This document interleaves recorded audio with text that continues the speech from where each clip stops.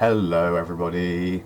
So I had a bit of a wobble earlier in terms of my thinking, and I think this usually comes about as a result of overthinking something. I came to doubt how, how legitimate even Vladimir Zelensky might be. I mean, this is the point at which it's gotten to. So I thought to re-watch this clip of Adam Curtis talking on Screen Wipe about Yadislav Surkov, this sort of policy advisor that Putin has working for him, and this notion he's tried to advance of non-linear warfare, and how sort of Putin's been funding simultaneously right-wing neo-Nazi skinhead groups in Russia alongside leftist sort of liberal humanist groups and this sort of thing, and playing them off against one another, and then sort of revealing that it's all been theatre, then pulling back, and then doing sort of the same thing again. And when it comes to like having to watch the likes of Putin and Lavrov sort of like, seemingly very soberly discussing policy, but on Russian state TV, I got to think, I don't believe a single word of it. It's a staged event. They are acting, but and I know the real reason it comes down to, like, I don't trust Zelensky is because he's an actor. He's been an actor comedian since he was 17 and been very good at it and very successful. But this stuff, and it bleeds into greater issues we have about trust in the media and about whether or not we can trust sources. And I've also been reading this recently, A History of Christianity by Diamond McCulloch, which I'm finally getting finished. I'm almost there with it, and I'm thinking, like, what is holy and what isn't? I mean, you get conspiracy theorists emerging all the time talking about how we can't trust the mainstream media. We can't trust what politicians say. Certainly not. That's all a big show. That's just a big game. And you know what, when it comes to politicians, frankly, yeah, I would mistrust Zelensky. I'd not trust any of them. That's what I've been sort of raised with.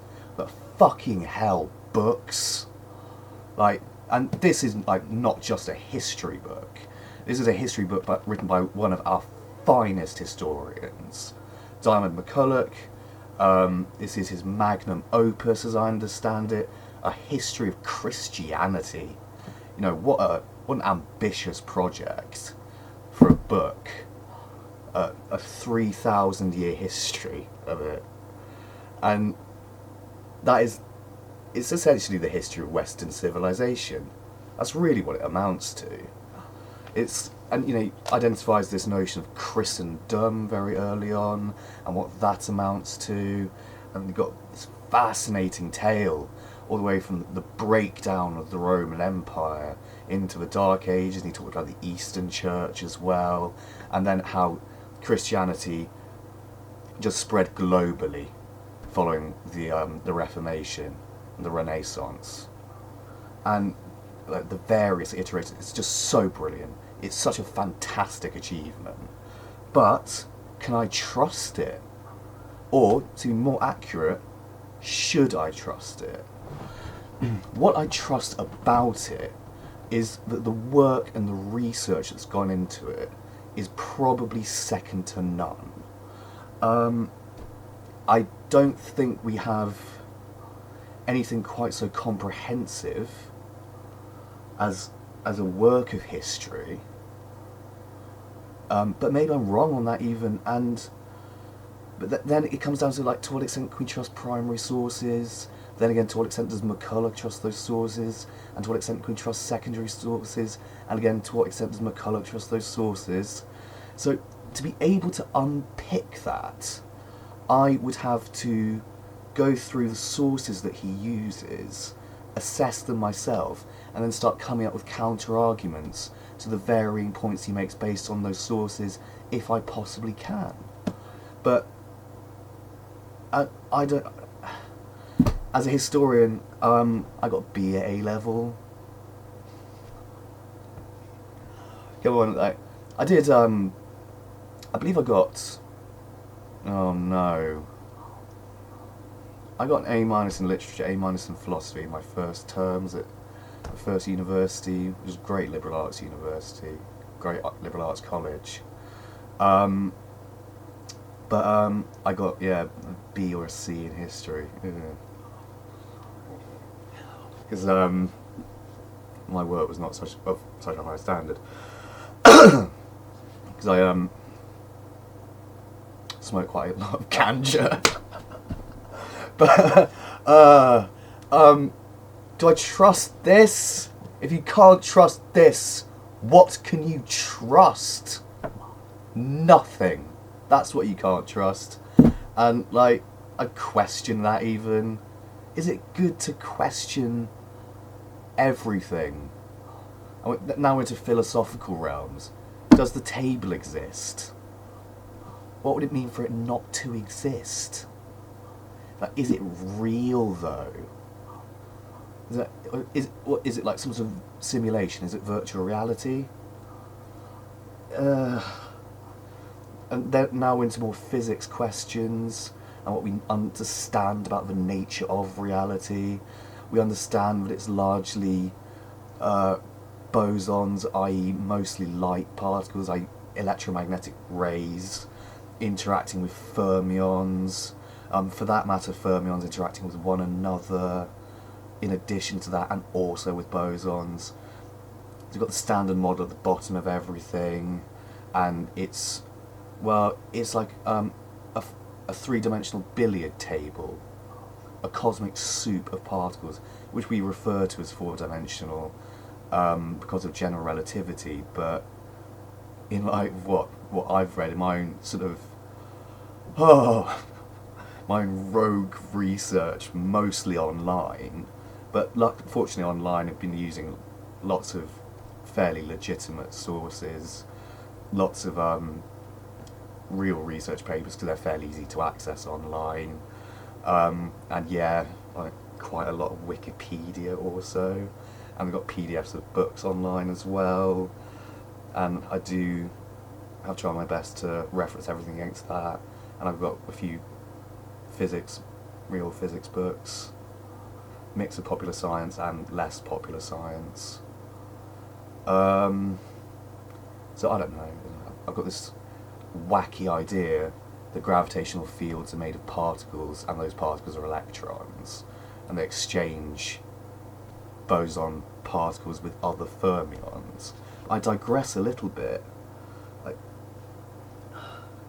when it comes to trusting media, and media that also includes research, that's their written documents, that's a medium, hence part of the media.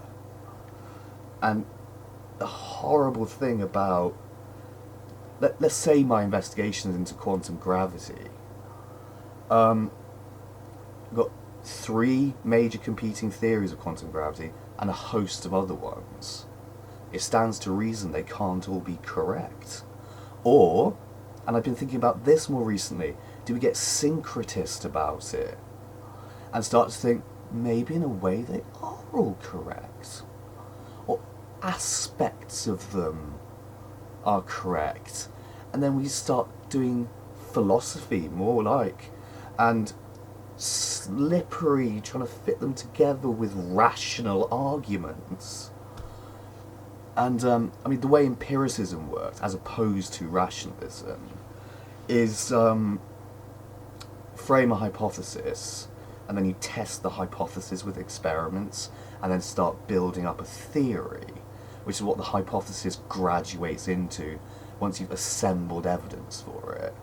And there is this big problem with that term theory that I've been guilty of, I'm sure, myself, in thinking that the remote and small island of evidence that I'm perching my hypothesis upon is being lapped by waves of serious, doubt concerning my ideas. However, the reason I chose to call it a theory at all is because string theory has absolutely no evidence from observation to support it, and mine does, to some extent, using the neutrino observations from supernovae. But, which I would submit as a little packet of evidence there, which is from observation, and I believe it supports my idea. But nonetheless, and you obviously can't trust me, because I'm just some rogue scholar. And if you read the work of those sorts of people putting their stuff online, I've read a lot of that stuff at this point, and you know what? People would hate me for this, but even some of them, I think they're driving after the same thing. The same basic idea anyway. You know, that gravitational fields are electrical fields. And that, yeah, it is all the same thing ultimately, and it's unified somehow. But, you know, that's a very old idea also, and they're unwittingly stealing, basically, from, well, people are actually Albert Einstein in general relativity. That's more or less included in that. But he didn't ever say that the gravitational field was made of particles. I don't think he ever went quite that far with that idea. But, or that the basic unit of the gravitational field is an electron. I don't think that idea was ever submitted. And these people, you know, who would be called charlatans by mainstream physicists, operating from the wilderness, yeah, they haven't come up with that idea either, it seems, anyway. But, where am I going with this? Yeah, some of these people operating from the wilderness, they become incredibly influential. You know, some of their books, and I've just got an example of it, and this is really, really quite good. This is a book by someone called Terence McKenna, who is an ethnobotanist, he's got an undergraduate degree from Berkeley, I think, in plant ecology. So I'm more inclined to trust someone, yeah, with a degree than someone without one. And I don't even have a degree. But I know who else didn't have a degree. David Hume didn't have a degree. Michael Faraday didn't have a degree. So why should a lack of a degree stop me? I'm a poet and I didn't know it. I do now, but it's beside the point. I mean, I initially started out wanting to be a writer, whatever that is, and a stand-up comic. I made inroads into both those things. I'm 28 now. Like, but you know, like, once I understood what was possible with language in medium, you know, in a medium, it staggered me, you know, like, because we're trapped in this bubble, I think, of English literature thinking. First, I hate the term English in there. Get rid of the English. Just call it literature. And then you're with the packet, the germ, of a huge and scary, a staggering idea, which is what you with every written document. Then, that is literature. It's all literature, because it's all written down. And, you know, you can write something on the back, write a poem on the back of a fag packet, if you like, or some numbers, chuck it in a skip, maybe it gets excavated in 10,000 years, someone finds it, and like, oh look, a document. Or put it in a chest, so it doesn't rot, you know. But, look, oh look, no, this is something, we found a document. Oh, it's a poem? What, from 10,000 years ago? Holy fucking shit! Oh my goodness, this is a big find. Like, oh, hang on, they were writing all sorts of stuff 10,000 years ago. We've got libraries full of it. This is just a poem from 10,000. Yeah, but it's written on a fag packet buried in a box. It's not that impressive. Maybe it'd be like that, with future archaeologists. But I've gotten really far off track. Coming back to Vladimir Zelensky and his seemingly incredibly brave stand in Ukraine, considering the tactics of this avant-garde theatre director that Putin has working for him as his media manager, I might not even trust anything in that region.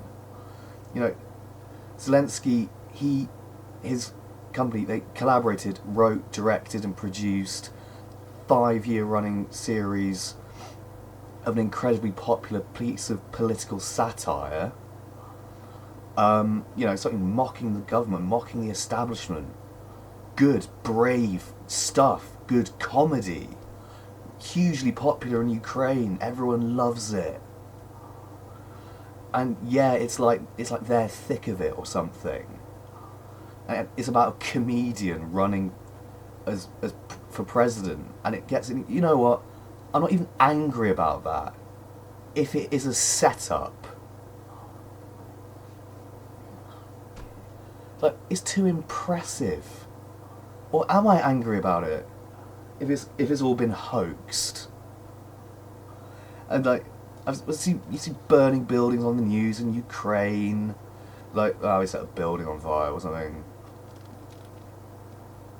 and they know where all the journalists in the city are, so blew someone up, and heat of battle, and are people really getting hurt? It seems like they are. It seems like people are getting killed.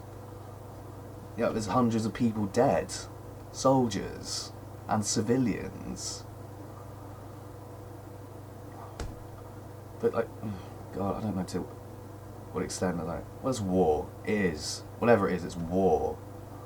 Non-linear warfare. If it's non-linear, that means I suppose it's trying to grope at something from linear algebra, I'd imagine, or linear systems, or systems thinking in general, or whatnot.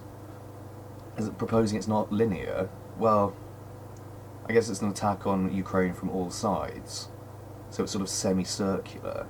And then I'm back to trusting Zelensky again, and wondering why I didn't fucking trust him in the first place. But I was raised on conspiracy theories as well. I digested them myself. I gravitated towards it very quickly because it was occult almost. It's like esoteric occult knowledge, and you can get in a deep hole with that stuff. And there are people out there, they really do believe the royal family are lizards and all this sort of stuff, and or that they're shape-shifting reptilian aliens from a different dimension. And if you're invoking higher dimensional beings and that sort of physics, that is beyond the comprehension, I'd imagine, really, of the people who came up and derived those theories. It's probably, the father of string theory is Leonard Susskind, and do I think he maybe, I don't know what goes on in his startling mind, but I don't know where to go with my mind to imagine things like that. If you start imagining that sort of thing, you'll go crazy. You will. You'll lose your mind imagining that sort of stuff. But then along comes David Ike, some football commentator in the 80s and in the 90s, and gathering huge audiences, selling huge books, talking about corruption and conspiracies. It's all arranged, and everyone's in on it, all the media are in on it. They'd have to be unwittingly in on it, and maybe they are unwittingly in on it because they've been hypnotized or something by reptiles from the fifth dimension. It's like, what are you talking about? It's people like this, I'm sorry to say, they're scaring people. And then you've got like real instances of political corruption, like I believe is going on in the Kremlin, in Russia. To see Vladimir Putin and Lavrov talking seemingly very sensibly about foreign policy and how to handle the situation in Ukraine. This is on his another stupid huge table in the Kremlin. And I'm like, I don't believe a fucking word of this. This is Russian state propaganda. This has been set up. They're not actually having a discussion. They're reading from a fucking script. Yeah, like a script like orchestrated by Putin or whoever, really.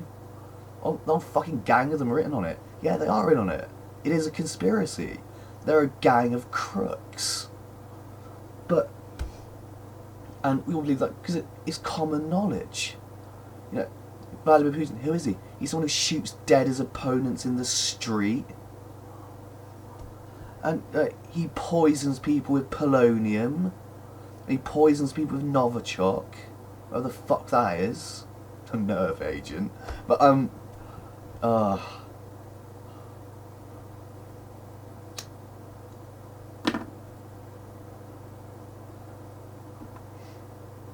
But then, like, when it comes to here, and corruption happening in Britain, like, yet certain sort of people, like, oh, they're so in favour of the party. The party they support, oh, they never do that. No. And then everyone's like, what are you talking about? Of course they're like that. And, like, it just depends who you talk to about it and what their leanings are. And, like, what do you think there's going to be a cover-up about party? Goes, what's already going on? Already, like, that's already fading into the background. It's pretty clear. Like, all this Ukraine stuff has overtaken that. And, like, then you start to think, to what extent? Boris Johnson with historical connections, family connections to royalty, or the descendants of royalty. And, you know, who knows who his second cousin is in the Habsburg dynasty or whatever that he's annexed to in his familial relationships. Then we're into this issue of ancient bloodlines. And, you know, you get these conspiracy theorists pop up and it's like, as well as all reptilians, ancient bloodlines, yeah. It's like, and back to this. What do you mean ancient bloodlines? Obviously, we all know that. Come on. No, the Romanovs and the Habsburgs. And, like, ancient bloodlines, House of Tudor, House of York. Yeah. Old, powerful families, Medici, Borgia.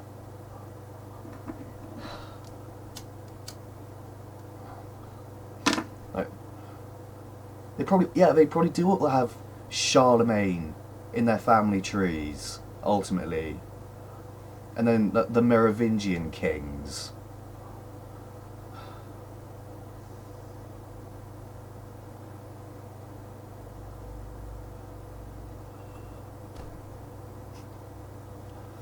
And, so, then we're into syncretism, you know. It's all sort of true, really.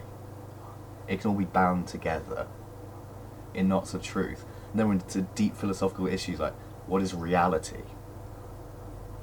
Then back to physics. It's particles. Are those waves, though? They behave as waves sometimes. They're mostly particles. Or they're constantly collapsing filaments of something. That's how I would describe them.